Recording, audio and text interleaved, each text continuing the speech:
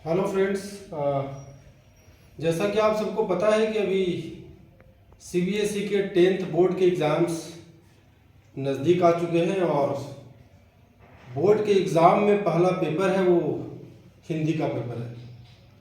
हिंदी के पेपर में ग्रामर की एक महत्वपूर्ण भूमिका है, जिसमें कि मल्टीपल चॉइस क्वेश्चंस आते हैं, वस्तुनिष्ठ क्वेश्चन आते हैं जिसका जवाब कैंडिडेट्स को कम समय में देना होता है, जिससे कि हिंदी भाषा में बेहतर मार्क्स स्कोर कर सकें। तो मैं आपको ग्रामर की बारीकियों को समझाने की कोशिश करूंगा और जैसे जैसे आप वीडियो के आगे बढ़ेंगे तो बहुत ही कम समय में पूरे वीडियो देखने के बाद हिंदी ग्रामर के सारे क्वेश्चंस का आंसर सीबीएसई बोर्ड के 10वीं क्लास के पेपर में आप बहुत ही आसानी के साथ दे पाएंगे और बहुत ही मार्क्स आपका बेहतर आप स्कोर कर पाएंगे, जैसा कि मुझे उम्मीद है। और हमें पूरा भरोसा है जैसे वीडियो आगे बढ़ेगा, आखिरी तक पहुंचेगा, तो आखिरी के कुछ वीडियोस में आपको उन ट्रिक्स को बताया जाएगा जिससे कि आप सेकेंडों में सारे क्वेश्चंस का जवाब दे पाने में आप सक्षम हो पाएंगे। तो आइए आपको लिए चलते हैं। आज का मेरा जो ग्रामर का टॉपिक है वो सीबीएसई बोर्ड के 10th क्लास के कैंडिडेट्स को ध्यान में रखकर ये इसको बनाया गया है। और जो टॉपिक है ग्रामर का वो है समास। समास बहुत ही इंपॉर्टेंट एक पार्ट है ग्रामर का बोर्ड के एग्जाम के पॉइंट ऑफ व्यू से। और समास के बारे में जानते हैं, क्या होता है समास। समास होता है समसनम संक्षेपम। संस्कृत में जैसा कि बोलते हैं समसनम संक्षेपम का मतलब होता है कि संक्षेप में होने को समास कहते हैं, यानी कि छोटा होने को समास कहते हैं। यानी कि इसका दूसरा डेफिनेशन हम इस तरीके से देख सकते हैं कि अनेकेषां पदानाम एक पदी भवनम समासः। अनेक पदों को मिलकर एक पद होने को समास कहते हैं। यानी कि जब दो या दो से अधिक पद अपनी विभक्ति को छोड़कर आपस में मिल जाते हैं तो उसको समास कहते हैं। उदाहरण के लिए आप देख सकते हैं राजा का पुत्र, जिसको हमने लिखा है राजपुत्र। परिभाषा हमने आपको बताया है कि जब दो या दो से अधिक पद अपने विभक्ति को छोड़कर आपस में मिल जाते हैं तो राजा का पुत्र में विभक्ति का है, इस का लोप होना और राजा का पुत्र को राजपुत्र लिखना, यह समास का उदाहरण है। दूसरे उदाहरण में आप देख सकते हैं कमल के समान नयन, इसको लिखते हैं कमल नयन। यानी कि यहां पे के समान जो विभक्ति था उसका लोप हो गया है। तो समास का जैसा डेफिनेशन मैंने बताया, जब दो या दो से अधिक पद अपने विभक्ति को छोड़कर आपस में मिल जाते हैं वो समास कहते हैं। यानी कि छोटे रूप में परिवर्तित करते हैं। एक बड़े पद को विभक्ति के लोप होने के बाद छोटे पद में बदलने का जो प्रयास है वो समास का उदाहरण है। तो आइए आगे देखते हैं। समास में दो चीजें महत्वपूर्ण हैं।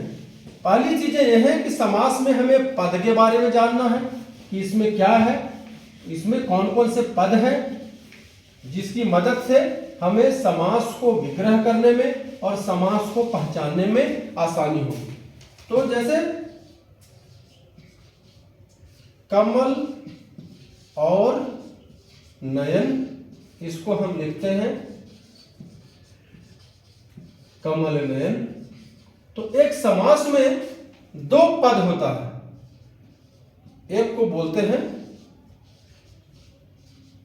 पूर्व पद और दूसरे को बोलते हैं उत्तर पद। और एक जो तीसरा टर्म है इसको बोलते हैं हम समस्त पद या फिर सामासिक पद।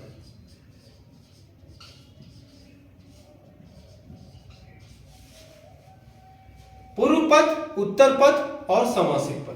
आप यहां उदाहरण के तौर पर देख सकते हैं कमल और नयन, ये बना शब्द कमल नयन। तो जिसमें कमल है उसको पूर्व पद बोलते हैं, यानी कि जो पद पहले आता है। और नयन को बोलेंगे कमल है, ये पूर्व पद है, नयन है, इसको बोलेंगे उत्तर पद। और पूर्व पद और उत्तर पद के दोनों को मिलने से जो नया पद बनेगा इसको हम बोलते हैं समस्त पद या फिर सामासिक पद। तो पद के बारे में हम क्यों जानने की कोशिश कर रहे हैं? क्योंकि हमें इन्हीं के माध्यम से हमें समास को पहचानने में आसानी होगी। अगला हमारा जो पॉइंट है वो है कि समास विग्रह। बोर्ड के एग्जाम में मेनली 2-3 तरह के क्वेश्चन आते हैं जो कि समास चैप्टर से संबंधित होते हैं। उसमें एक तो आता है कि समास पहचाने और दूसरा आता है कि समास का विग्रह करें। तो ये जो क्वेश्चंस होंगे मल्टीपल चॉइस क्वेश्चन होंगे, जिसको हमको पता करने के लिए पूर्व पद, उत्तर पद और समस्त पद की जानकारी आवश्यक है। अब बोलेंगे समास का विग्रह क्या है? समास विग्रह किसको बोलते हैं? तो समास विग्रह होता है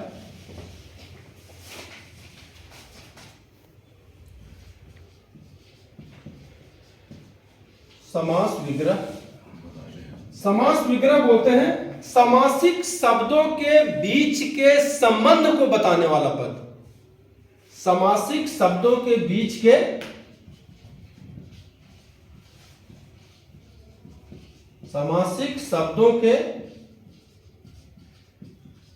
के संबंधों को बताने वाला पद समास विग्रह कहलाता है।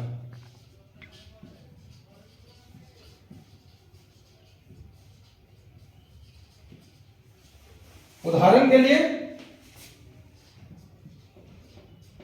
गंगा प्लस जल, इसको लिखते हैं गंगा का जल। दूसरा है देव प्लस कन्या, जिसको बोलते हैं देव की कन्या। यानी कि गंगा जल 2 पद हैं और इसको हम लिखते हैं गंगा जल बोलूं और बोलूं कि समास विग्रह करें तो इसको हमको लिखना पड़ेगा गंगा का जल, देव कन्या, इसको लिखेंगे देव की कन्या। तो ये गंगा का जल और ये देव की कन्या, इसको बोलेंगे समास विग्रह। अब आगे देखते हैं कि समास के कौन कौन से भेद हैं और इनका बारी बारी से डिटेल्स में देखेंगे उदाहरण के साथ। और मैं आपको यह बता दूं कि जितने भी मैं उदाहरण लिखूंगा बोर्ड के एग्जाम में उस उदाहरण के बाहर से एक भी क्वेश्चन बाहर से नहीं आएंगे। जितने भी एग्जाम्पल्स होंगे समास के, सारे समास के उदाहरण वो बोर्ड परीक्षा में आने वाले क्वेश्चन से बिल्कुल मिलता जुलता होगा, आपको अलग से कुछ पढ़ने की आवश्यकता नहीं होगी। और साथ ही बोर्ड के एग्जाम खत्म होने के बाद जब आप कॉम्पिटिटिव एग्जाम की तरफ जाएंगे, जहां पे हिंदी भाषा की भूमिका होगी, जहां पे ग्रामर से क्वेश्चन आएंगे, आप पीसीएस की तैयारी कर रहे हो या फिर सिविल सर्विसेज की तैयारी कर रहे हो, उसमें भी ग्रामर में जहां भी समास का वो चैप्टर आएगा वहां पे इसमें आपको बहुत मदद मिलेगी और बहुत ही आसानी से सेकंडों में आप समास पहचान पाएंगे और समास किस प्रकार है, उसका विग्रह किस तरीके से कर सकते हैं, बहुत ही आसानी के साथ इसको आप करने में आप सक्षम होंगे। तो आइए देखते हैं समास का कौन कौन सा भेद है और उन सब के बीच क्या अंतर है। तो समास के भेद हैं मुख्यतः वो है अव्ययी भाव समास,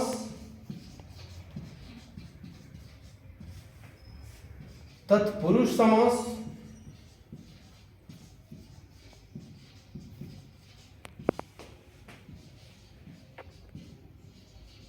कर्मधारय समास,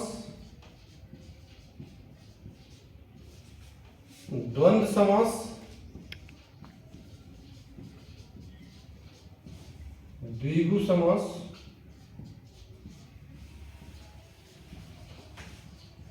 और बहुव्रीहि समास। यानी कि समास के मुख्यतः ये भेद हैं जिसको बोलते हैं अव्ययीभाव समास, तत्पुरुष समास, कर्मधारय समास, द्वंद्व समास, द्विगु समास और बहुव्रीहि समास। यानी कि यही सारे समास के भेद हैं जिससे कि आपके क्वेश्चंस आएंगे कि इसमें से कौन सा समास है और इन्हीं को पहचान के लिखना और इन्हीं के उदाहरण से आपको विग्रह करना। एक इसमें हम दूसरा भी इसका वर्गीकरण कर सकते हैं जिसमें हम लिख सकते हैं कि पदों की प्रधानता के आधार पर, पहला एक हम सामान्य तरीके से इसके भेद की व्याख्या कर सकते हैं। प्रकार के बारे में आप देख सकते हैं, अव्ययीभाव समास, तत्पुरुष समास, कर्मधारय समास, द्वंद्व समास, द्विगु समास और बहुब्रीहि समास। तो इसको हम दूसरे तरीके से देख सकते हैं जिसमें कि है कि पदों की प्रधानता के आधार पर एक दूसरे तरीके से इसका हमारा वर्गीकरण हो सकता है, जिसको हम लिख सकते हैं पदों की प्रधानता के आधार पर समास के भेद।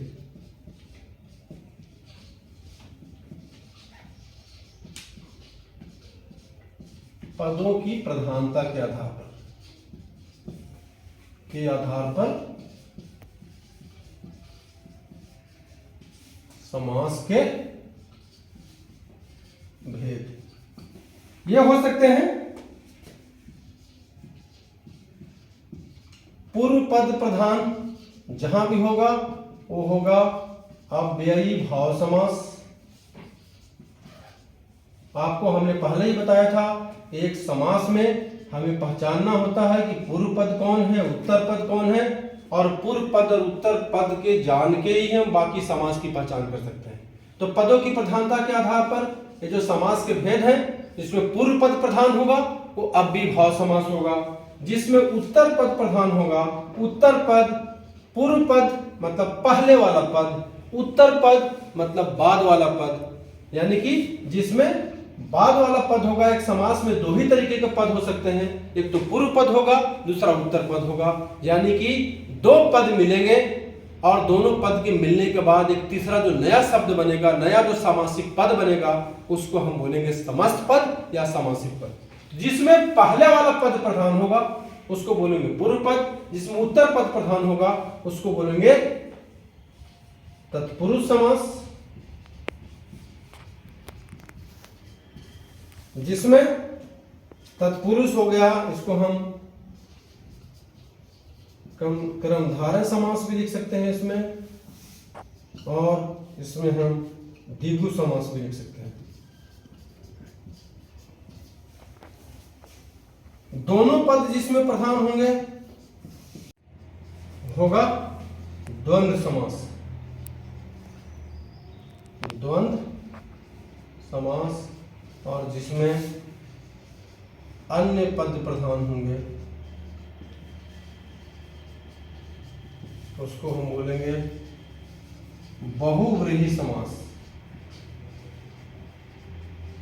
यानी कि आप दूसरा वर्गीकरण देख सकते हैं कि पदों के आधार पर, पदों की प्रधानता के आधार पर समास का वर्गीकरण किस तरीके से हो सकता है, यानी कि किसमें कौन सा पहला वाला पद प्रधान होगा। मैंने बताया जैसे राजपुत्र, राजा का पुत्र, राजा पूर्व पद है, पुत्र बाद में आ रहा है, तो पुत्र उसको उत्तर पद बोलेंगे, बाद वाला पद, और राजपुत्र को बोलेंगे समस्त पद। तो राजा का पुत्र, किसका पुत्र?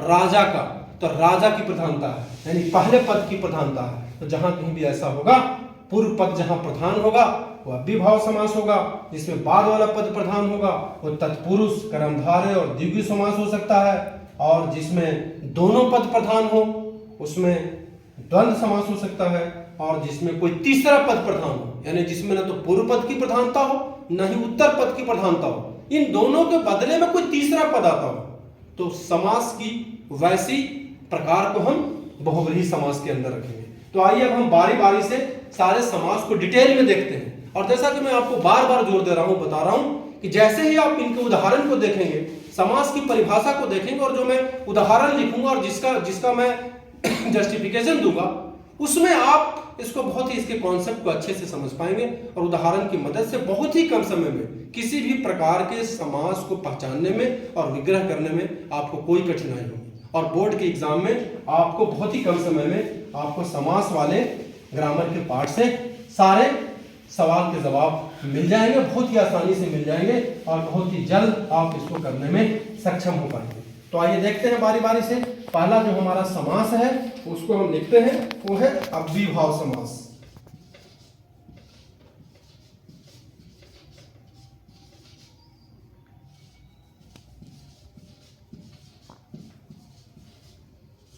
अव्ययीभाव समास यानी कि समास का डेफिनेशन है जिसका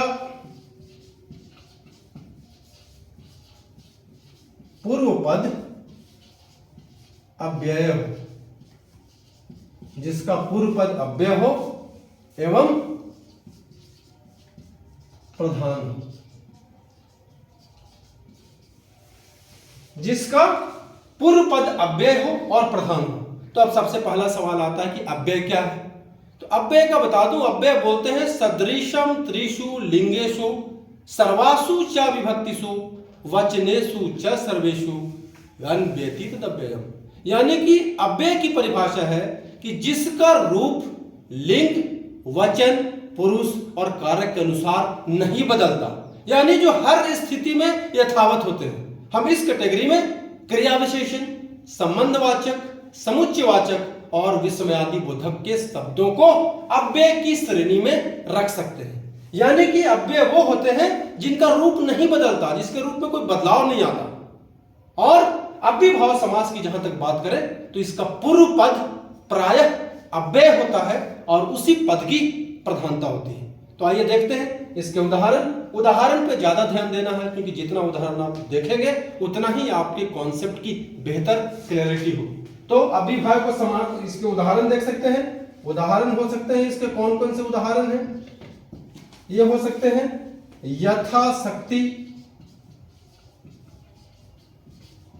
यथाशक्ति एक समस्त पद है और इसका विग्रह होगा, इसको बोलेंगे शक्ति के अनुसार।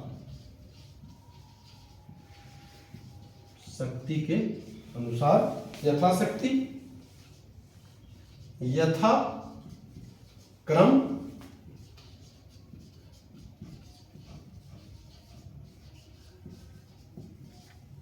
क्रम के अनुसार, प्रतिदिन,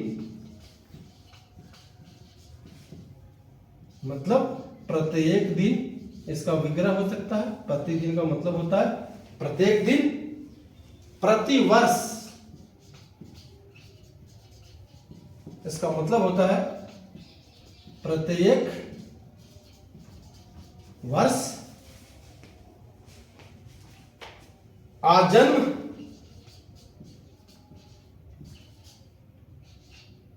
आजन्म जिसका मतलब होता है जन्म से लेकर,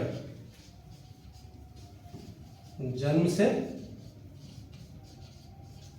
से लेकर,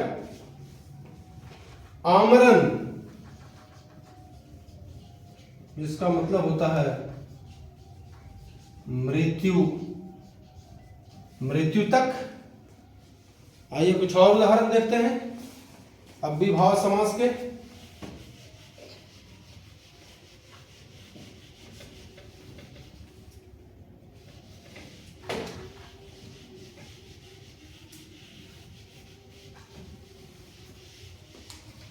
आमरण, आमरण मृत्यु तक, बेमिसाल,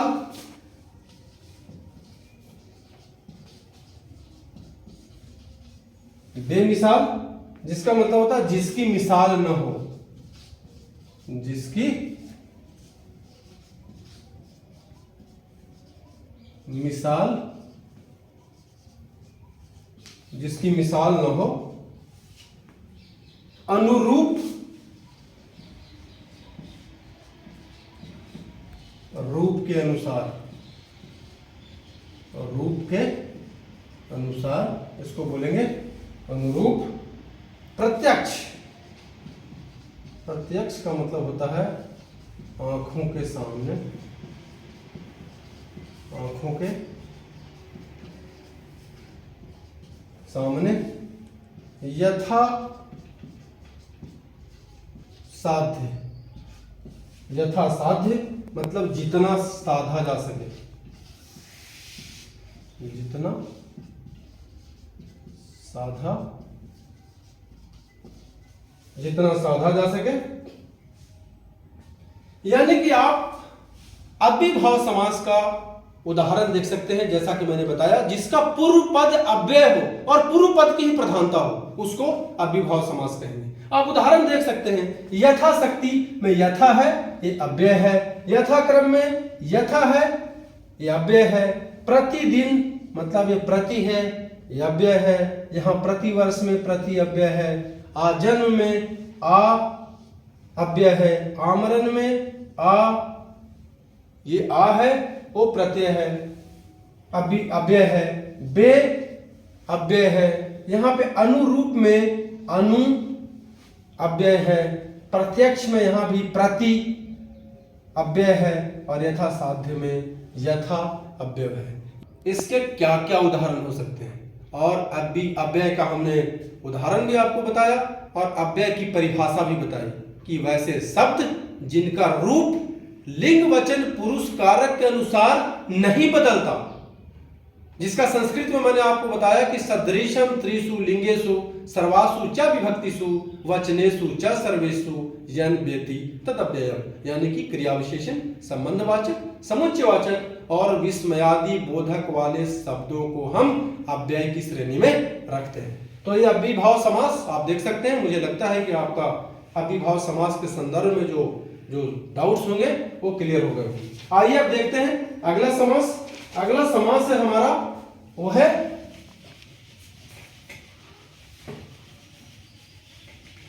तत्पुरुष समास। मैंने बताया था कि पदों की प्रधानता के आधार पर समास की क्या क्या वर्गीकरण हो सकती है, समास का क्या प्रकार हो सकता है। तो हमने अभी पहले अव्ययीभाव समास देखा है, अभी हम देखेंगे दूसरा समास, जो दूसरी कैटेगरी है समास की, और वो है तत्पुरुष समास। अव्ययीभाव समास में पूर्व पद की प्रधानता थी, पूर्व पद अव्यय था। उसी तरीके से अगला समास है जिसको बोलेंगे तत्पुरुष समास। तत्पुरुष समास जिसमें कि उत्तर पद प्रधान हो, उत्तर पद प्रधान होता है। उत्तर पद मतलब बाद वाला पद इसमें प्रधान होता है, यानी कि ऐसे समास के जितने भी उदाहरण देखेंगे उसमें आप ये देखेंगे कि पहला वाला पद नहीं आएगा प्रधान, पहला वाला पद प्रधान होगा तो अव्ययीभाव होगा। इसमें दूसरा वाला पद प्रधान होता है, उत्तर पद प्रधान होता है, इसलिए इसको बोलते हैं तत्पुरुष समास। उदाहरण आप देख सकते हैं, तत्पुरुष समास का उदाहरण क्या हो सकता है? राजा का महल, राजा का महल, इसको हम लिखते हैं राजमहल, राजमहल। किसका महल? किसके बारे में कहा जा रहा है? महल के बारे में कहा जा रहा है, यानी कि इसमें बाद वाले पद की प्रधानता है। राजा का पुत्र,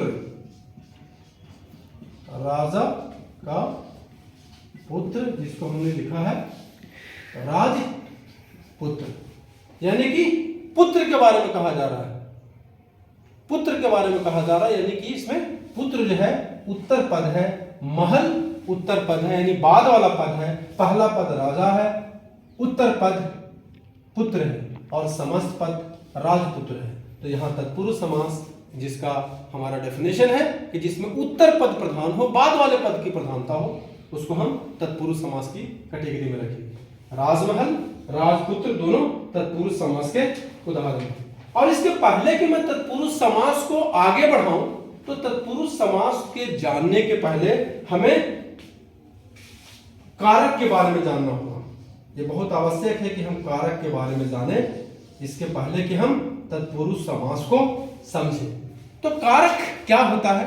कारक होता है, हम इसको संस्कृत में बोलते हैं क्रियान्वयी कारकम, क्रियान्वयी कारकम, यानी कि जिसका क्रिया के साथ अन्वय हो, जिसका क्रिया के साथ प्रत्यक्ष संबंध हो, उसको कारक बोलते हैं। यानी कि जो क्रिया के साथ संबंधों को दर्शाता हो वो कारक है।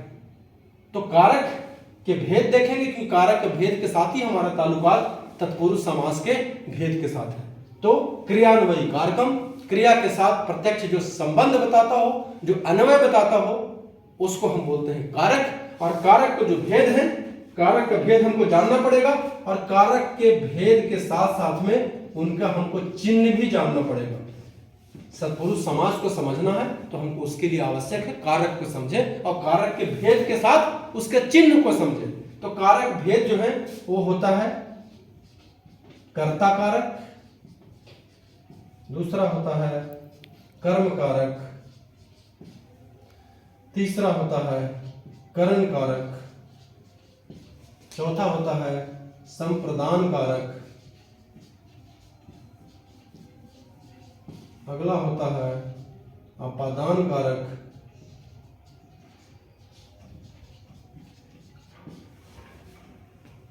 अगला होता है संबंध कारक।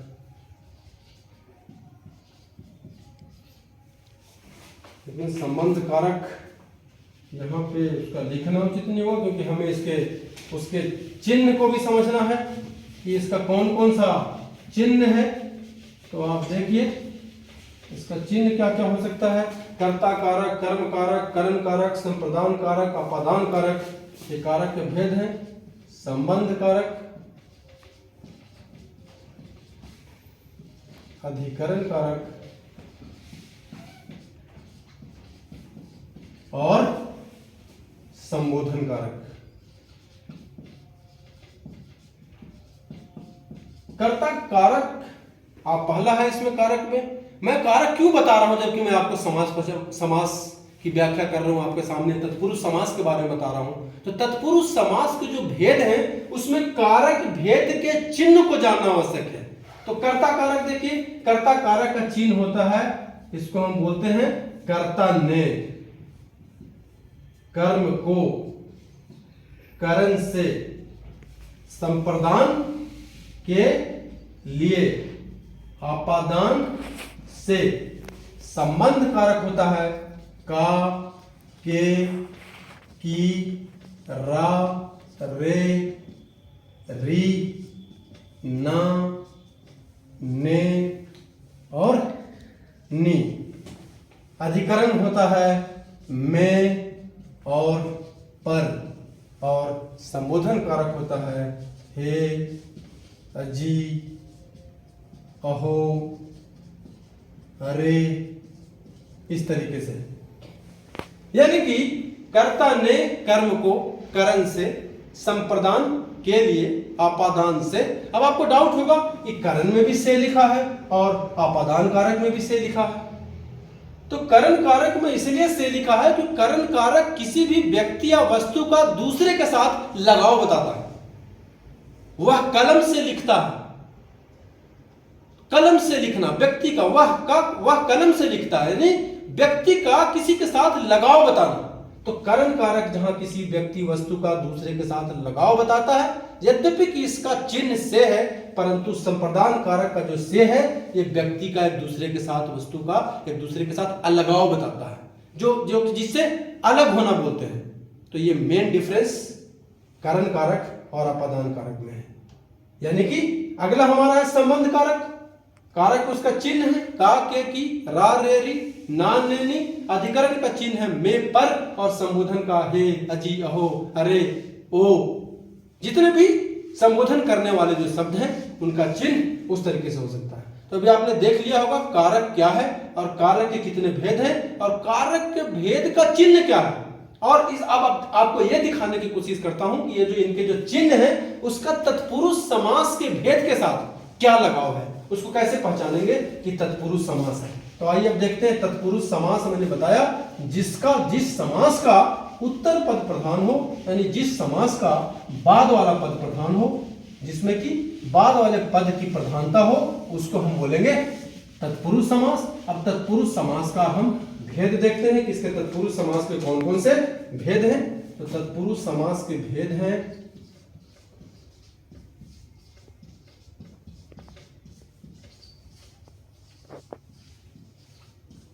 ये है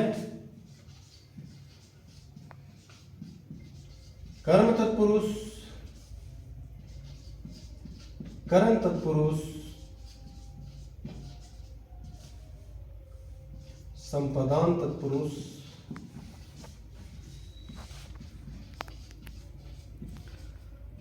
आपादान तत्पुरुष,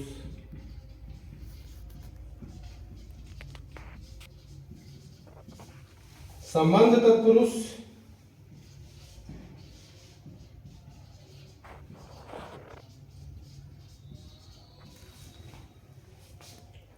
अधिकरण तत्पुरुष। समास के तत्पुरुष समास के इतने ही भेद हैं जिसको हम देख सकते हैं बारी बारी से। करण तत्पुरुष, संप्रदान तत्पुरुष, आपादान तत्पुरुष, संबंध तत्पुरुष और अधिकरण तत्पुरुष। और कुछ इसी प्रकार का भेद हमारा कारक का भी था, जिसमें हमने चिन्ह के साथ आपको बताने की कोशिश करी थी किसका क्या चिन्ह है और उन चिन्हों का तत्पुरुष समास के इन भेदों के साथ क्या ताल्लुकात है। तो आइए बारी बारी से देखते हैं। सबसे पहले देखते हैं कर्म तत्पुरुष क्या है।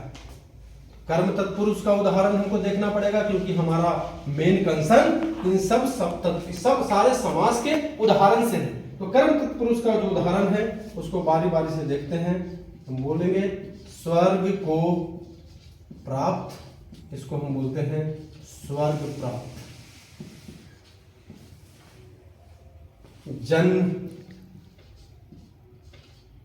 जन को प्रिय, इसको बोलेंगे जन प्रिय।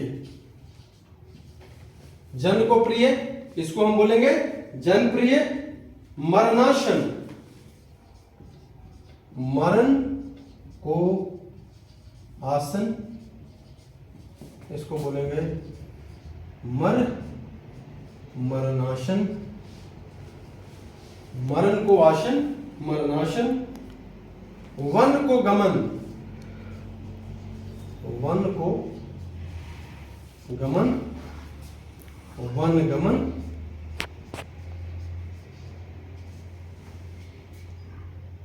यश को प्राप्त, यश को प्राप्त, इसको बोलते हैं यश, यश प्राप्त। गगन को चूमने वाला, इसको बोलते हैं गगन चुंबी। यानी कि जो हमारा कर्म तत्पुरुष है और जो हमारा कर्म कारक था, इसमें जो चिन्ह है वो को होता है। तो आप देख सकते हैं कि स्वर्ग को प्राप्त, इसमें को है चिन्ह। जन को प्रिय, जन प्रिय। मरण को आसन, मरणाशन। वन को गमन, वन गमन। यश को प्राप्त, यश प्राप्त। और गगन को चूमने वाला, यानी जो चिन्ह है वो सब में आया है। तो जैसे ही आप विग्रह करेंगे, मैं पूछूं आपसे कि आप बताओ जन प्रिय में कौन सा समास है, तो इसका विग्रह करेंगे तो क्या लिखेंगे, जन को प्रिय। तो यहां देखो कौन सा चिन्ह आ रहा है, को चिन्ह आ रहा है। इसका मतलब कि ये कर्म तत्पुरुष का उदाहरण है। यानी कि आप आसानी से आप देख सकते हैं कर्म तत्पुरुष का क्या उदाहरण है और इसको हम किस तरीके से पहचान सकते हैं। अगला हमारा तत्पुरुष का दूसरा हम प्रकार की तरफ देखते हैं। अगला जो दूसरा हमारा प्रकार है वो है करण तत्पुरुष, जिसका हमारा चिन्ह है वो से है। करण तत्पुरुष का चिन्ह जो होता है कारक में भी। करण तत्पुरुष, एक तत्पुरुष समास का अगला भेद है हमारा वो है, ये देखते हैं, एक तत्पुरुष समास का भेद में अगला हमारा है वो है करण तत्पुरुष। और करण तत्पुरुष में हमारा इसका जो चिन्ह है वो है से। अब देखते हैं इसका उदाहरण क्या क्या हो सकता है। शोक से ग्रस्त, उदाहरण देखते हैं। यह है शोक ग्रस्त। अगला है भूख से मरी, भूखमरी, भूख से मरी, भूखमरी। अगला उदाहरण है धन से हीन,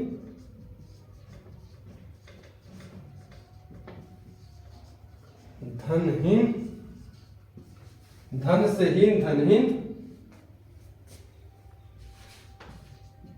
भय से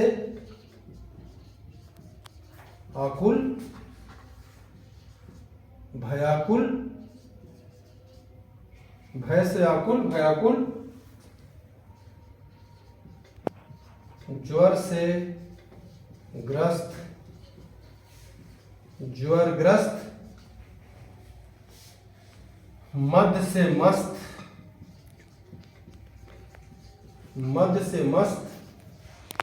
मदमस्त, हस्त से लिखित,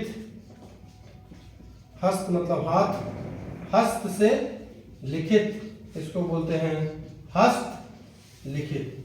यानी कि जितने भी अभी हमने यहाँ पे उदाहरण देखा है, आप देख सकते हैं इस करण तत्पुरुष में इसका हमारा जो चिन्ह है वो से है। यहाँ आप देख सकते हैं शोक से ग्रस्त, शोकग्रस्त, भूख से मरी, सब में से चिन्ह आ रहा है, इसको बोलेंगे भूख मरी। धन से हीन, धनहीन, भय से आकुल, भयाकुल, ज्वर से ग्रस्त, ज्वरग्रस्त, मद से मस्त, मदमस्त, और हस्त से लिखित, हस्तलिखित। यानी कि सारे समास में करण तत्पुरुष में से चिन्ह आया है और इसलिए हम इसको पहचान पाएंगे कि ये समास का करण तत्पुरुष का उदाहरण है। अगला उदाहरण देखते हैं। हमारा अगला उदाहरण है तत्पुरुष समास का जो भेद है वो उसमें पहले हमने देखा कर्म तत्पुरुष, उसके बाद हमने देखा करण तत्पुरुष, और इसका जो आगे वाला तत्पुरुष है वो है संप्रदान तत्पुरुष। संप्रदान, संप्रदान तत्पुरुष इसका होता है जो चिन्ह है वो है के लिए। उदाहरण देखते हैं, इसका होता है उदाहरण सत्य के लिए आग्रह, ये है सत्याग्रह। देश के लिए भक्ति, देश के लिए भक्ति, ये है देशभक्ति। पाठ के लिए शाला, ये है पाठशाला।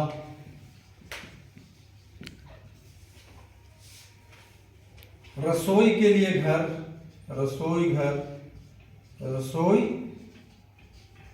के लिए घर, ये होगा रसोई घर।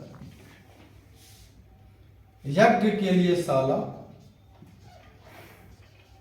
यज्ञ के लिए शाला, यज्ञशाला। प्रयोग के लिए शाला, प्रयोग के लिए शाला, इसको बोलेंगे प्रयोगशाला। आप देख सकते हैं कि जब आपसे बताएं कि भाई बताओ कि ये जो है सत्याग्रह में कौन सा समास है, तो इसका विग्रह करेंगे तो क्या होगा, सत्य के लिए आग्रह। तो के लिए यहां पे आप देख सकते हैं जो चिन्ह है उस संप्रदान का चिन्ह के लिए है, जैसा कि मैंने कारक सूत्र में बोला था। और वहां पे के लिए चिन्ह वहां पे आता है जहां पे दान स्वरूप किसी को कुछ दी जाए। संस्कृत में बोलते हैं कर्मणा यम भी प्रैति सह संप्रदानम, यानी कि जिसमें संप्रदान वो है जिसमें किसी को दान स्वरूप, मदद स्वरूप जिसमें कुछ दी जाए, और इसका चिन्ह है के लिए। तो हम संप्रदान तत्पुरुष में जो हमारा के लिए चिन्ह है उसको हम इस तरीके से इसको पहचान सकते हैं, सत्य के लिए आग्रह, सत्याग्रह।